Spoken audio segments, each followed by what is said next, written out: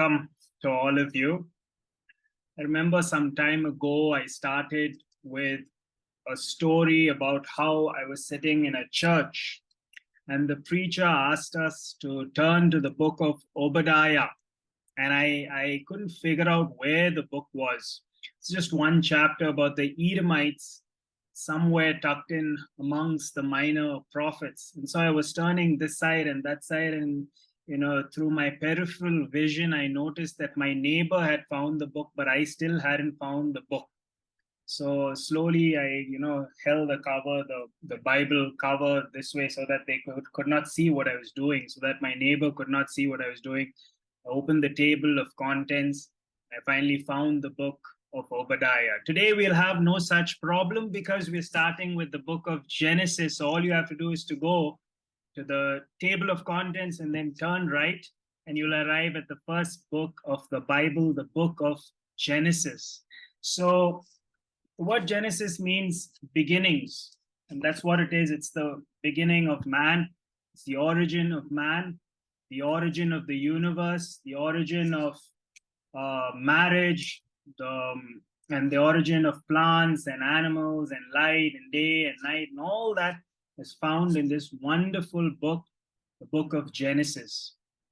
So just a few general comments I'd like to make about studying the Bible. Whenever we study the Bible, we must always have a view that is Christocentric, that is, understand that the entire Bible is always pointing to Jesus. It's all about Jesus, whether you're in the Old Testament, whether you're in a prophetic book, whether you're in the last book, Revelation, it's always pointing, it's all, the main theme of the Bible is Jesus. So one way that we can divide the Bible is to say that the Bible can, of course, it's divided into Old Testament and New Testament, but you can also say it's divided in another way.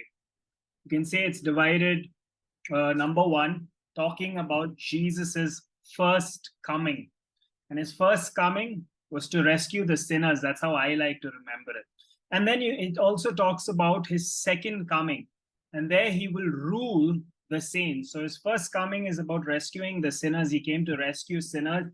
He came to provide salvation. In his second coming, he'll come to rule the saints, that is his people who have accepted his free gift of salvation. So the Bible can be divided like that as well. But a little bit more comprehensive way would be to say, and here are, I think, about 5 categories, if I remember right. The Bible talks about preparation, that is now the whole of the Old Testament, anticipating, awaiting a Messiah from the Jewish people. So all of the Old Testament is preparation for the Messiah. And then you have what is known as manifestation, that is, the Messiah comes, Jesus comes, he lives his life on earth, he tells stories, he tells parables, he makes those I am statements, he performs many mighty deeds, many mighty miracles, and you see some of his lifestyle choices. You find that in the 4 Gospels. The book of Matthew talks about Jesus as king, that's the emphasis there. The book of Mark talks about him being the perfect servant. He came to serve man and to give his life as a ransom for many, the book of Mark. The book of Luke talks about him as the perfect God-man, but the emphasis is on his humanity. And then finally, the book of John talks about his deity or his godhood. That the emphasis in the book of John, even the way it begins, points to the fact that Jesus is not just man. He was the perfect man, but he's also God. He's completely God and he's completely man. I think somebody is unmuted. Let me just go ahead and so that is manifestation. And then you have what is called as propagation in the book of Acts. That is promoting an idea that whatever God taught his disciples, they began to propagate. They began to spread the good news about Jesus. They began to carry out the Great Commission. And I don't have to say much about the book of Acts because we've spent about 35, 36 weeks. So I don't have to say much about the book of Acts. Yeah.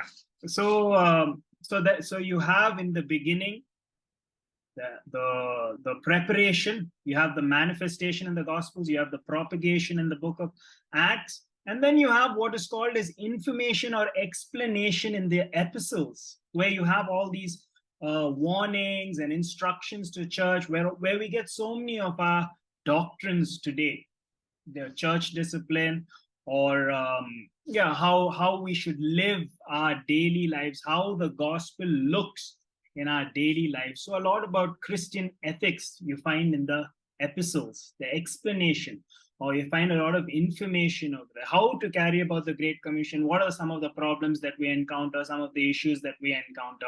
And then finally, you have what is known as consummation, which is in the book of Revelation, how God will tie everything neatly together in the end, how he'll bring the final consummation. It's a book of which talks about, it describes, delineates the end times and what God will do, the marriage supper of the Lamb and the New Jerusalem and so on and so forth. So that's consummation at the very end. So this is one way to divide the Bible. However we choose to divide the Bible, we ought to keep in mind that Christ is always at the center. Now, coming a little bit to the Old Testament, because we're studying a book that is in the beginning of the Old Testament, a book that means beginning or origins. And so the Old Testament can be divided into the first 5 books of Moses, often called as the Pentateuch or the Torah or the Law of Moses. So that is the first 5 books. And then after that, you have what is called as the historical books. So in the first 5 books, the Pentateuch, you have Genesis, Exodus, Leviticus, Numbers, Deuteronomy. That is known as the Torah or the Pentateuch or the Law of Moses. The author is believed to be Moses. After that, you have historical books like Joshua, Judges, Ruth, Ezra, Nehemiah, Esther, Chronicles, Kings, Samuel, all historical books. Now, is there some overlap between all these categories? There definitely is. Then you have what is known as wisdom literature or poetry, poetic language being used. And these are books like Psalms. These are books like Proverbs, Ecclesiastes, Songs of Solomon. The book of Job as well is considered to be part of wisdom literature. Now, as I say that, wisdom literature, I'm remembering that as I studied, got my master's degree, there were Hebrew poetry, wisdom literature is not very much like modern or even ancient poetry for that matter, in the sense that it doesn't have like rhyming words like much of our modern poetry. If somebody writes a poem, there'll be a lot of words that rhyme, or at least 2 lines out of 4 lines that rhyme. So there's no meter, there's no rhythm to it in Hebrew poetry, but the dominant feature is parallelism. That is, 2 truths will be explained. And there are different kinds of parallelism in Hebrew poetry. For instance, there's something known as synonymous parallelism. That is, 2 ideas will be stated, but just slightly differently. For example, maybe in the book of Psalms, the psalmist will say, I don't know where it is, I'm just trying to think of one. He says, save me from lying lips and a deceitful tongue. They basically mean the same thing, but it's just stated a little bit differently. That's an example of synonymous parallelism. Then another example would be antithetical parallelism. That is where 2 ideas are contrasted. They place side by side, they juxtapose, but then they contrast it for certain effect. An example would be from, let's say, the book of Ecclesiastes. A very simple example would be, of a wise heart inclines to the right and a foolish heart inclines to the left. All that's saying is they're diametrically opposed to each other. One goes in one direction. You make a wise decision, you're going in a certain direction or trajectory, and the foolish heart goes in a totally different direction. But the idea is the same, wise, foolish, but 2 different directions. That is antithetical parallelism.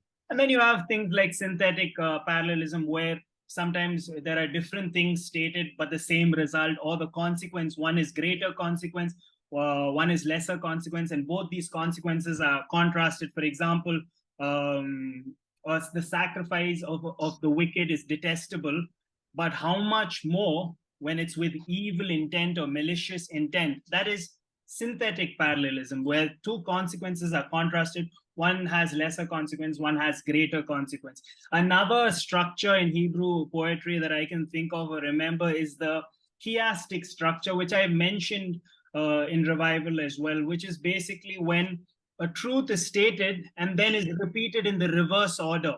And a very simple example of a chiastic structure would be what Jesus said in Mark 2:27. He said, the Sabbath was made for man, not man for the Sabbath. He repeats the same thing, but he reverses the order, and that is known as a chiastic structure. Another feature of Hebrew poetry. So that's to do with Hebrew poetry. So you have the law, the Torah, the Pentateuch, the first 5 books. You have the historical books.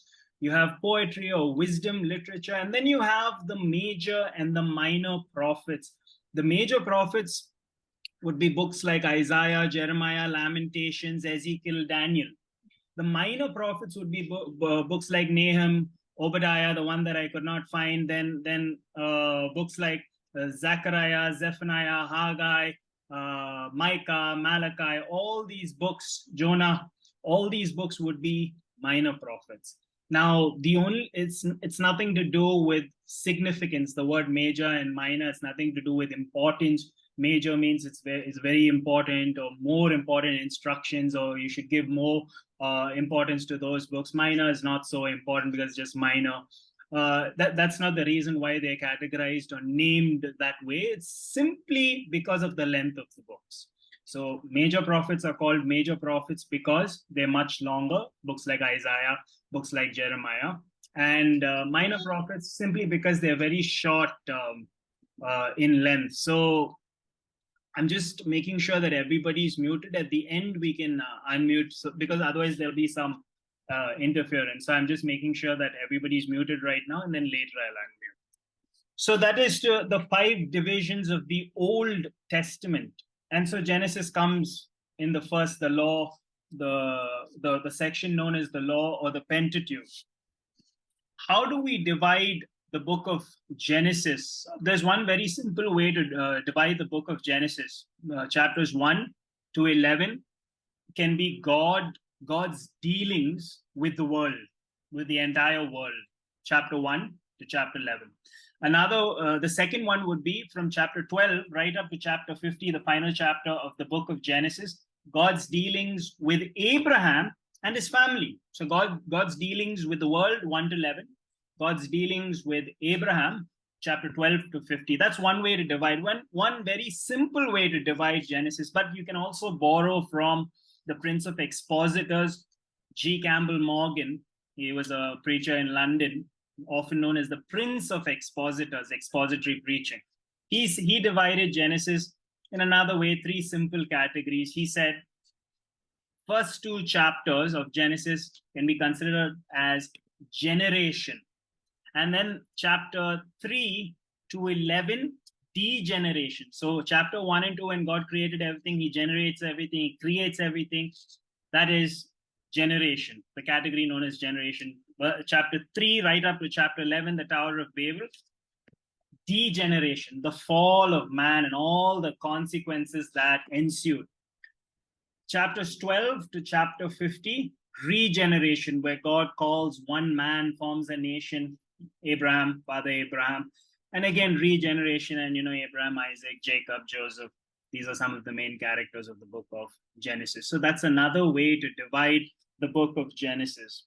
Now, moving on from dividing the book of Genesis to its author. Now, most of us believe, and we know, and there's absolutely no debate about this, that the author is Moses, none other than Moses, Prophet Moses. But there are many scholars who, and especially of late, it's been debated whether Moses really is the author of Genesis. And one of the most popular theories is known as JEDP theory. And J stands for Yahwist. So they say that these people are the people who use the name Yahweh or Jehovah. And so all those verses that say Jehovah, Yahweh, they're the Yahweh's people. They existed somewhere between 800 and 900 BC, and they wrote. Then there's something known JE, right? So Elohist, there's another party, another group of people, another group of secular, I mean, historians who use the word Elohim to describe God. So they have all the Elohim verses from them. They were somewhere between 700, 750 BC. Then you have what is called as Deuteronomists. That is, these people existed during the period where King Josiah was making all those reforms and all. And then you have what is known as the priestly group, and that is they existed during the Babylonian exile, 586 BC, around that time, tentatively. So what they say is about 400 BC, you have these redactors, or in simple words, editors, who came and they put all these four accounts together to form the book of Genesis and all these other books. They're saying that you cannot have Moses compile the book of Genesis. First of all, it was not during his time. It was not during his time that Genesis was written. It was much before Moses ever lived. But as Christians, I think that we can easily reject this JEDP theory because, first of all, they are just assuming that Judaism or the Judeo-Christian worldview is a man-made religion, which we believe it's not. We believe God is the author of the religion or the set of beliefs that we have as Christians, and so they're taking divine inspiration.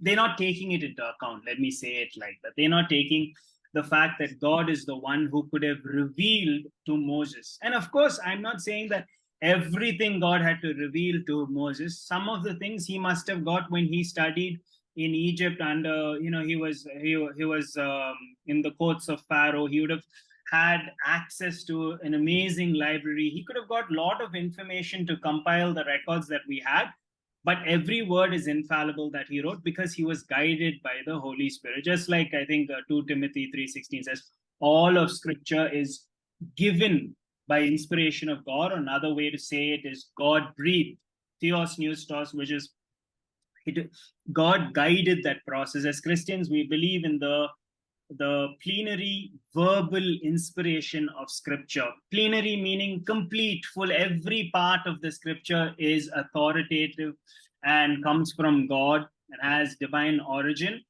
And verbal meaning all the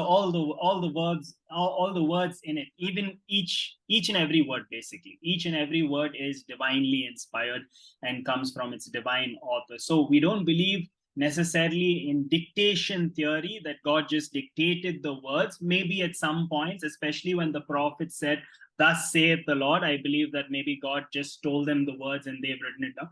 But at many points, we have to take into account that they were definitely human authors who were writing. They would have researched. But we ought to keep in mind, like as Jesus said, heaven and earth will pass away, but my words will still remain, that every word in Bible is inerrant, infallible, and authoritative. So the manuscripts were divinely, the original manuscripts were divinely inspired, and our translations are very, very reliable. So we have to keep this in mind as we study. So Moses can be the author. Now, some people say, but what about Deuteronomy chapter 34, I think verses 5 to 12 talks about his obituary. What do you do with that? How can Moses write about his own obituary? It was very common back in the day in ancient literature, and maybe even now sometimes, that when an author compiles a work and then he dies.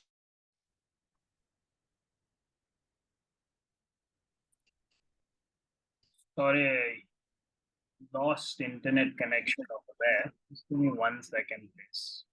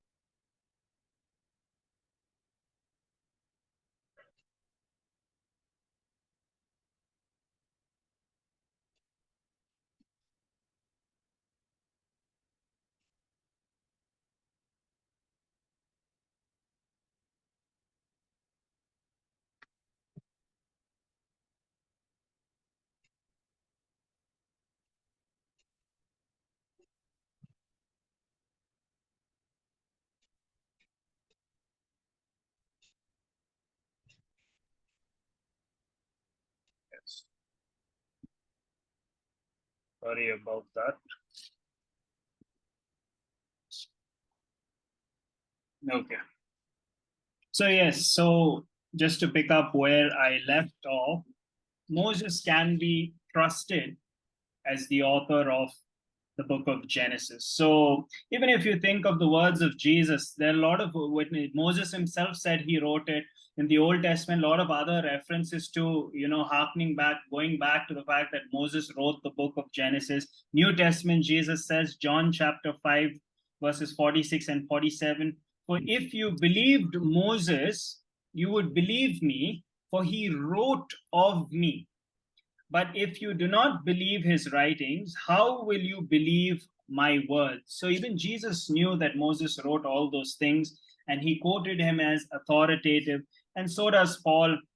So Moses' death is where I was. Yes, I remember. So the obituary, even in ancient literature, when the author died or passed away shortly after all his work that he has compiled, it was very common for an editor to come along and add an obituary in his work. So I believe the one who wrote the obituary for Moses is Joshua. At least that is quite credible.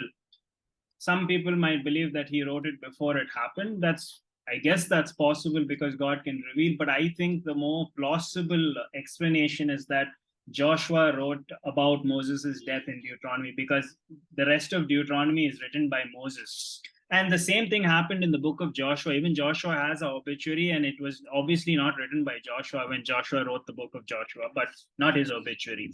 So obituary can be added at the end.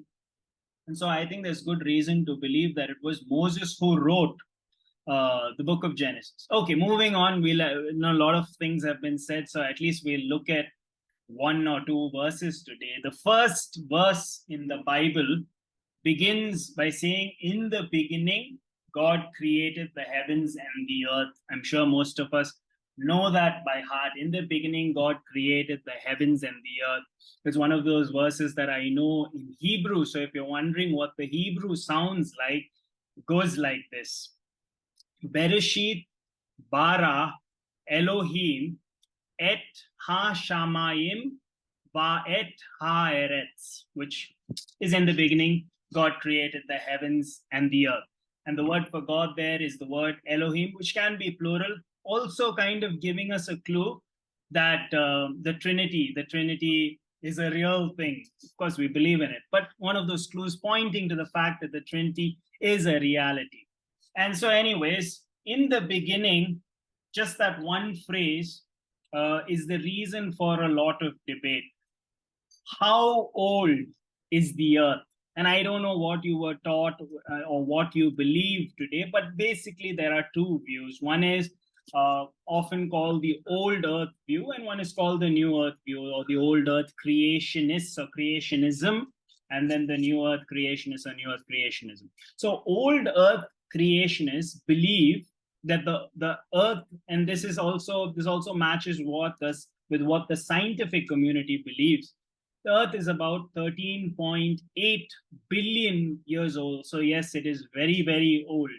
And most of the reason why many reasons why they believe that, and it can be from radiocarbon dating or the age of the stars, and the way they measure that, at least one of the ways. Now, I'm not a scientist, I'm not an expert in all those things, but one of the ways they measure that is something called a Hubble constant, which is basically, in a nutshell, to measure the distance of all planets and all these asteroids, and the distance from the earth, and the light that it emits, and the radiation that it emits. And that's how, what they do is they calculate or they extrapolate the rate at which the universe is expanding, constantly expanding. They believe in the Big Bang theory, not the old earth creationists, but the people who believe that the universe is expanding. So they believe in one point where it all started. Of course, old earth creationists will believe that God created, but scientists will believe in the Big Bang. That's the most popular theory right now, at least. There are other things like oscillating universe, string theory and all that, but the most popular theory is Big Bang. So they believe it started one single point, where one very dense point, there was this explosion, It started expanding at a very fast pace and then a slower pace. So how do they know the age of the universe? They measure the expansion rate and they come up to this figure. Even just in 2013, they said it was 13.7 billion years old. Now they're saying it's 13.8. So that's a difference. May not seem big, but that's a difference of 100 million years. So all that to say, it's not very reliable. Now, I know that, some scientists will say it's very reliable and all that, but I don't think it is with all these changes. It's because there are a lot of assumptions to be made that the laws of physics and the speed of light has been constant through the generation. A lot of assumptions to be made. And so, yes, they might arrive, and yes, they may be very intellectual and very smart, but they believe that the Earth is 13.8 billion years. Now, I'm not dogmatic about which view I take, and I don't think we necessarily have to be, as Christians, whether we don't have to take or be dogmatic. At least we can lean towards a view, or you can be strong, saying this is the reason why I believe in this old Earth or young Earth, but I don't think we have to be dogmatic about it because it's not an essential doctrine. Another reason is because of the Hebrew word yom in Genesis chapter 1. That word yom doesn't necessarily have to mean a 24-hour day. It could mean a period of time. For example, in Psalms, the psalmist says a day is like 1,000 years. It's that same word Hebrew, that Hebrew word yom. Another reason that old earth creationists might use is on day 6, it says that Adam named all the animals. And so they say, how is that even possible? How did he catalog all the animals that God made just on the 6th day in a 24-hour day? Sometimes they say, but we're currently in the 7th day, and God rested on the 7th day. We're currently in the 7th day. So the 7th day is going on. It's a long period of time. So those are some of the explanations or the arguments that they put forward, the old earth creationists, saying that the earth is billions of years old. 13.8 is the most widely held view. 13.8 billion. But I kind of tend to lean towards a new earth view, or I'm a new earth creationist, in that I think the earth is about 6,000 years. Now, I know when I say that many people in the scientific community will be laughing at me, because they say, how can you be so dumb to say that the earth is only 6,000 years old? But I believe that that's what the Bible, I feel like that's the more credible interpretation of scripture, especially when you take Genesis 1 and 2 at face value and you take a literal interpretation. And the Bible should be interpreted literally, or better yet, literalistically, according to the genre of literature that we're reading. And I mentioned Hebrew poetry, because it doesn't mean, we can't say everything in the Bible has to be taken literally, because then what do you do when the psalmist says, I was crying and my bed was floating in my tears? Does he literally mean that his bed was floating and that's how much he had flooded his entire room? So we have to interpret scripture according to the genre that we're reading. Sometimes it's poetic language, sometimes metaphors are used, sometimes hyperbole is used. For example, when Jesus says, you must hate your mother and father, does he literally mean you must hate your mother and father? No, I think he means to say, he's using hyperbole, a common form of rhetoric back in the day, where he's saying,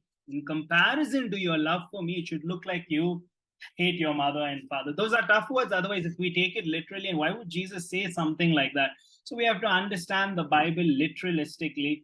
And so I think when you read Genesis 1 and 2, and I think Genesis 1 is a description of everything. The first, I think that Genesis 1:1 is a summary statement, and then there's a breakdown from verses 2-3 onwards, what happened in the days of creation. And then, yes, I do believe that they are 24-hour literal days. Each day was about 24 hours, just like it is today. And I think that Genesis 2 sort of zooms in on the creation of man. So they're not contradictory accounts. They're not to be understood in a poetic fashion, or Adam is not a metaphor for mankind. I don't believe. I think that it is literal. Now, why I'm not so dogmatic about which view to take is because both don't believe in evolution or theistic evolution. Both believe that the universe and man was created out of nothing, that Adam was created out of the dust.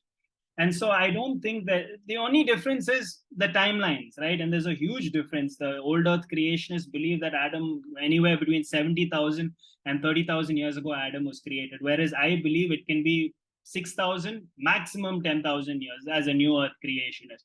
So again, don't need to be dogmatic about it. We'll go in different directions based on the research. You can do your own research on it. But I would just like to remind you that there was only one person who was there in the beginning of creation, and that is God himself. And he told Moses, as we believe, what to write. He said, in the beginning, God created. So when is the beginning? We're not sure, but we must be reminded of the words of God to Job. I think in Job 38, 39, when we ask questions like this, remember what God replied to Job. He said, were you there when I created the foundations of the earth, when I set it on its footings, when I marked off its dimensions? Did you go and visit the deep recesses of the sea and notice all those springs? Who loosens Orion's belt? Do you know the laws of heaven? Have you comprehended the vast expanses of the earth? And basically, all those are rhetorical questions. The answer is very simple. No, God, I was not there when you created all those things. It's God who set all those things in motion and created it. Latin phrase ex nihilo, out of absolutely nothing, he created it. And even that word created, the word bara, indicates that he created out of nothing, the Hebrew word. Man always will fashion something out of something that's already made. He needs some raw material. He can't just create out of nothing, like a miracle. Out of nothing something appears. But God is able to do that. And that's what that Hebrew word bara indicates in Genesis. So I lean a little bit to, I believe that the more credible view is a new earth. And how do I arrive at that figure 6,000 years? If you look at Mark chapter 10, verses 6, Jesus said, Mark 10, 6, he said, from the beginning of creation, he created them male and female. That means when were they created male and female? From the beginning of creation. So that means that male and female were there from the beginning of creation. So that gives us one clue. It's like different pieces of the puzzle. So how long, the question really is, how long have humans been on the earth? Now, we know that God created Adam and Eve on the sixth day. So Exodus chapter 20, verses 11, I'll read it out for you. It says, for in 6 days the Lord made the heavens and the earth and all that is in them, and he rested on the seventh day. So you can say, when did God create the earth? He created the earth 5 days before he created Adam and Eve, because they were created on the sixth day. So the earth is only 5 days older than Adam and Eve. So now the question is, how long have they been around? How long have humankind been around? Because once you establish that, all you have to do is say 5 days before that God created the earth. So when was Adam created? Now we know that the time that is elapsed between us living today and Jesus Christ is about 2,000 years. We always say 2,000 years ago Jesus came, and this is established even in secular history. How long between Jesus now and say Abraham? Again, it's about 2,000 years. How long between Abraham and Adam? If you look at Genesis chapter 5, you have a genealogy over there.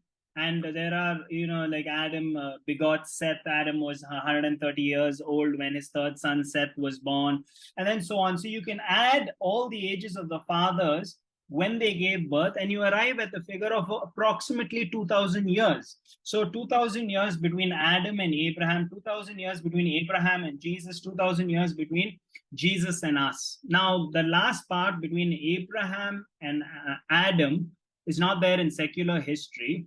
One reason for that not existing in secular history could be the flood of Noah, where everything was destroyed and nothing remained unless it was divinely preserved by God or divinely revealed by God to Moses, who wrote the genealogy of Genesis chapter 5. So 2,000 years, 2,000 years, 2,000 years, it gives us 6,000 years, which is how we arrive at that figure that the earth will be about 6,000 years old.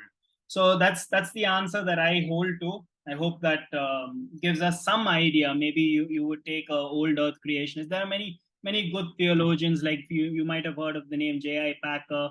There are many the Old Testament scholars like Gleason Archer and J.P. Moreland and Walter Kaiser. All of them hold to an old Earth view. And there's an astronomer who's a Christian believer, Hugh Gross. All of them hold to a old Earth view, and they believe that is more consistent with science. And so they hold. So, but we don't have to necessarily be dogmatic about it. Personally, like I said, I lean towards the New Earth creationist view. So moving on. So in the beginning, God. So right at the beginning, the Bible assumes that God existed. It doesn't make any philosophical arguments for the existence of God, saying in the beginning, God came about like this. It just says in the beginning, the first thing in the beginning was God. God created. So there's some people, when I was small, this question really was mind-boggling to me. I always used to think, who created God? I mean, in the beginning, God created, but who created the God that created? So that was a question that used to really trouble me. But as I grew up, I learned that the question, who created God, has a false assumption within it. It assumes that God is created, and that is contrary to the Christian belief, because God cannot be God if he is created. We call people who are created in our minds, or gods who are created in our minds, idols. So God cannot be created by definition, otherwise he would not be God. So to say who created God is assuming that God is created, and we've already made a fallacious assumption in that, an erroneous assumption by saying God is created. So God, the idea is that God is eternal. That's what the Bible teaches, that he always existed. I understand at this point, with our human finite minds, it's difficult to grasp that fact, but we believe by faith that God always existed. Even John 1:1 says, in the beginning was the Word, and the Word was with God, the Word was God. God always was, and he brought certain things. Through him, all these things, through Jesus, all these things that were made came into being and had life. God breathed life into all these things. He breathed the breath of life into the nostrils of Adam and Eve. But he always existed. So in the beginning, God was always there. It's difficult to wrap our minds around that, but we believe by faith. And it makes the most sense, because if you say who created God, then you have to ask who created the God that created the God that created the God. And you keep going ad infinitum, right? You keep going back. You'll never arrive at the answer. So it makes sense.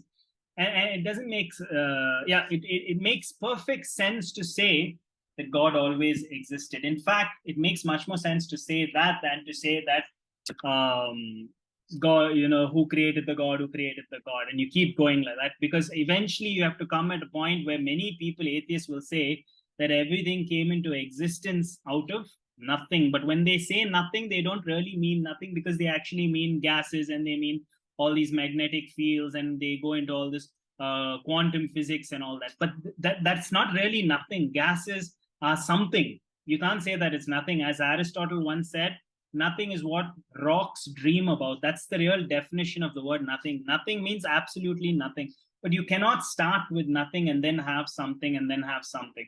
So the most sensible approach to it is to believe in an infinite creator, God, as we do. So anyway, so in the beginning, God created the heavens and the earth. Now, I like what one man, Herbert Spencer, said, and some of you would have heard about that. He said, everything that is knowable can be categorized into about 5 categories: time, force, action, space, and matter. And this was, I think, in the early 1920s or so. So Herbert Spencer said this: everything that is knowable, 5 categories: time, force, action, space, matter.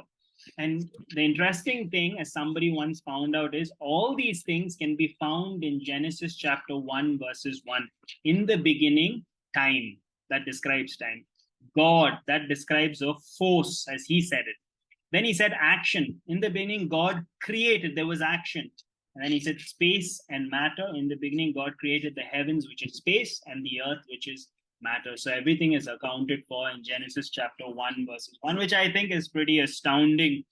So yes, that is a little bit about the introduction. There are a lot of other interesting questions that I will touch on in the studies to come. Like, there are so many interesting questions about Adam and Eve. Even questions like, did Adam and Eve have a belly button? Because you know how belly buttons come, because of the umbilical cord that is cut. So did they have it, being the first man and first woman? And many other questions about the serpent, that I'll briefly touch on. We can't spend too much of time on such questions, because then we'll never progress from the first few chapters. I will go slowly in the first few chapters of Genesis, and then we'll pick up the pace, just like we did in the book of Acts. Some just read like beautiful stories, and it's very easy to explain and derive lessons from the stories of Abraham, Isaac, and Jacob. But for now, we'll tread carefully through the first few chapters. So today we only looked at verses 1. In the beginning, God created the heavens and the earth. One thing I just want to conclude with is, when we believe this verse, everything else in the Bible is very easy to believe. You say, how can a whale swallow a man in the book of Jonah? Or how can God divide the Red Sea? If you believe that God could create the world out of nothing, in the beginning God created the heavens and the earth, then even raising Jesus after he died due to crucifixion is very simple to believe, because it's so easy for God to do such things if he created the entire universe out of nothing. So this is the biggest hurdle, actually, if you think about it. If people cross this hurdle and they say yes, and it makes the most sense to believe that we have a creator God, not that everything came out of nothing or after many years of evolution and so on and so forth. So we believe that God created. We'll get into that a little later about how he created Adam and Eve from the dust of the earth when we come back to this study next week, next Thursday. So that's a little bit about Genesis chapter 1, verses 1. Now I'd love to hear your thoughts as usual.